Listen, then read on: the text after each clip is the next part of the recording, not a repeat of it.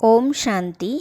भाग्य विधाता इस पुस्तक में आज हम पढ़ेंगे फिर वही ढाक के 3 पात और इधर सितम उधर प्रभु कृपा। इस विषय पर दादी ऑलराउंडर जी का अपना अनुभव हम पढ़ेंगे। फिर वही ढाक के 3 पात। अब फिर लौकिक संबंधी लौकिक पति को उल्टा पाठ पढ़ाने लगे। व्यापार इकट्ठा होने के कारण बड़े भाइयों का छोटों पर बहुत प्रभाव था, अतः मेरा पति उनकी बात मानने पर मजबूर हो जाता था। अब उन्होंने भी रोकना टोकना शुरू कर दिया। स्वयं को बंधन में देखकर एक दिन मैं किसी बहाने से फिर सत्संग में पहुंच गई। उन्होंने जांच की तो उन्हें मेरे वहाँ जाने की बात मालूम हो गई। अब उन्होंने सारे घर में ताला लगा दिया। मैंने कहा, अगर आप मुझे जेल में बंद रखते हैं तो मैं भोजन नहीं करूँगी। आप आत्मा का भोजन बंद करते हैं तो मैं शरीर का भोजन बंद कर दूँगी। शरीर छूट जाएगा तो मैं प्रभु के पास चली जाऊँगी। ताले लग गए, पहरेदार खड़े हो गए। छोटे बड़े सभी को यह बता दिया गया कि इसकी पूरी निगरानी की जाए। 2-3 दिन खाना न खाने के कारण मेरा शरीर कमज़ोर हो गया, परंतु आत्मा को सूक्ष्म शक्ति रूपी भोजन मिलता रहा। सबको डर लगने लगा कि कहीं इसका शरीर न छूट जाए। बहुत बार उन्होंने मायावी दुनिया की तरफ बहलाने की कोशिश की, परंतु जो मन एक बार प्रभु का हो चुका था वह अब और किसी का कैसे हो सकता था। मैंने रंगीन वस्त्र, जेवर आदि उतारकर सफ़ेद कपड़े पहन लिए थे। घर वालों को यही विचार आता था कि अमीरी से गरीबी को कैसे देखेगी। वे सोचते थे कि यह स्वयं ही ठीक हो जाएगी। इधर सितम उधर प्रभु कृपा। इधर रात दिन ऐसे सितम सह रही थी, उधर प्रभु कृपा से साक्षात्कार होने लगे। विष्णु के रूप में बाबा आकर यही कहते थे कि बच्ची धैर्य धरो, ये कष्टों की दुनिया, सितमों की दुनिया अब गई की गई। इससे पार कराने के लिए मैं आ चुका हूँ। जब यह आवाज़ सुनती थी तो मुझे तसल्ली होती थी कि इस जेल खाने में भी मेरा कोई रक्षक है। फिर मैं बाबा के साथ बातें भी करती थी जो बाहर वाले भी सुनते थे, जिससे उनको यह लगता था कि इसकी लगन पक्की होती जा रही है। परंतु वे सब तो इतने सहानुभूतिहीन थे कि उन्होंने बहुत ही निर्दयतापूर्वक व्यवहार किया। मेरी एक भी बात नहीं मानी। मन में यही आता था कि आखिर इस जेल खाने में कब तक रहूँगी, अब इससे कैसे छूटूँ। कोशिश तो बहुत की कि चाबी मिल जाए, परंतु नहीं मिली।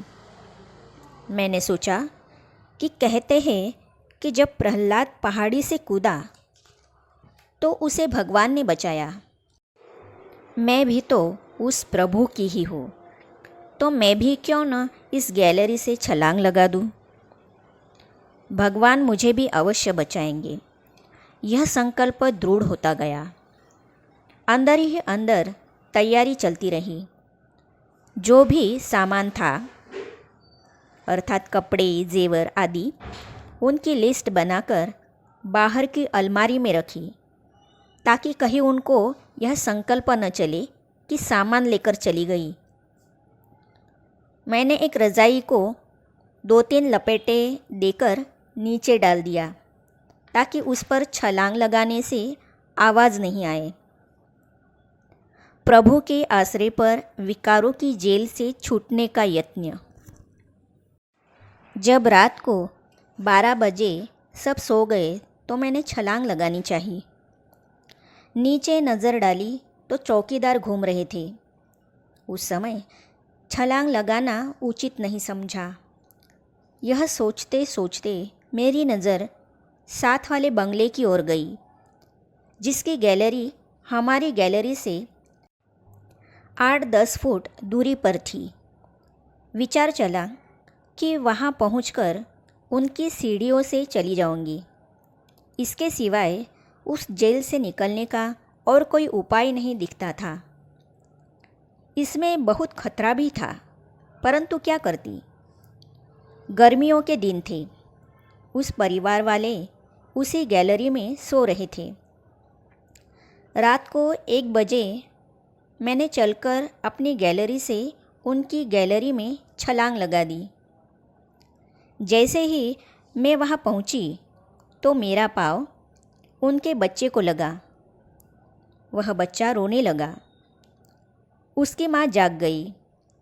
मैं सोचने लगी कि अगर इन्होंने मुझे देख लिया तो पता नहीं क्या कहेगी। परंतु फिर सोचा कि शिव बाबा तो साथ है ही, और मेरे मन में भी कोई खराबी तो है नहीं।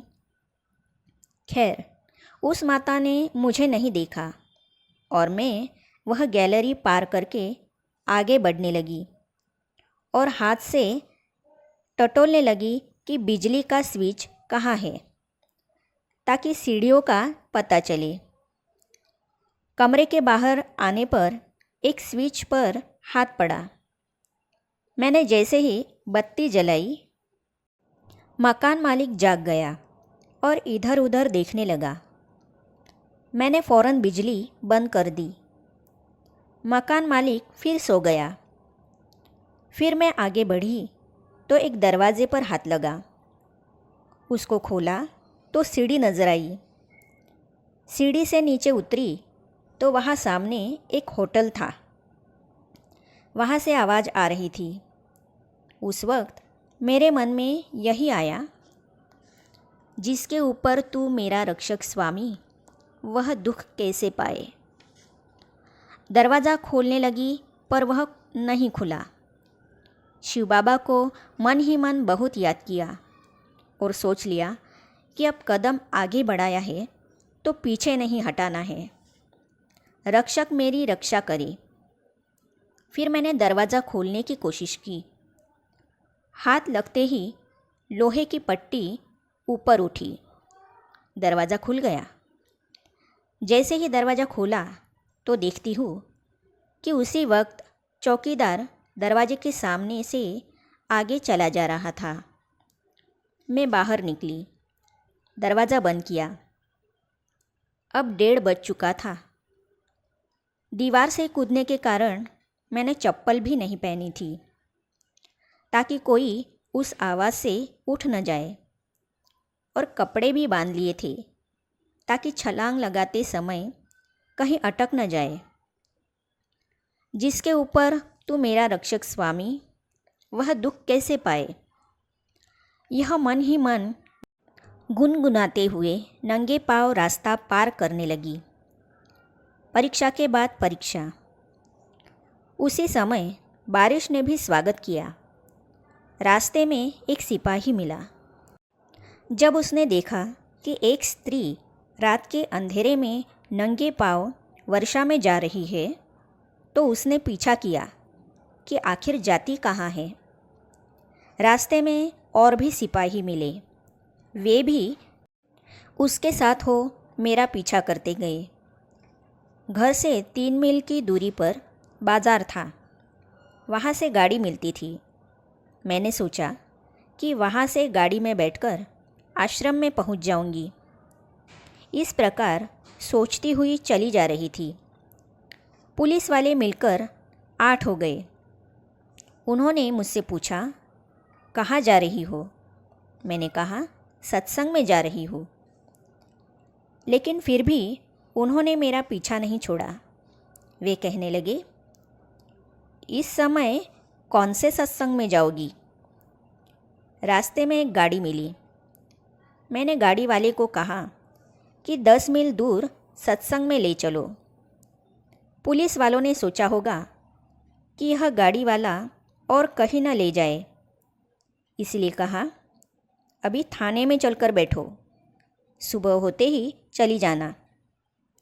नंगे पाँव और रात के कपड़े देखकर उन्होंने सोचा कि शायद यह अच्छी नारी भी है या नहीं। उन्होंने मेरा पीछा नहीं छोड़ा। उस समय प्रभु को पुकारा, हे प्रभु, अब रक्षा करो, भक्तों पर भीड़ पड़ी है, उसे आप ही तो संवारेंगे। पुलिस और भी इकट्ठी हो गई। मैंने सोचा, अब कहाँ जाऊँ? आश्रम तो 10 मील दूर था। दूसरे के घर से कूदी थी तो थोड़ी देर मन में हलचल भी मची। फिर मन से आवाज आई, जिसके ऊपर तू मेरा रक्षक स्वामी, सो दुख कैसे पाए। मुसीबत अकेली नहीं आया करती। इसे हम पढ़ेंगे अगली कड़ी में, तो इसे जानने और पढ़ने के लिए इस चैनल को सब्सक्राइब करने के साथ ही साइड में जो बेल आइकॉन है उसे भी क्लिक कीजिए, ताकि आने वाली सभी वीडियो और अब तक की सारी वीडियो आप तक पहुंचती रहेगी। ओम शांति।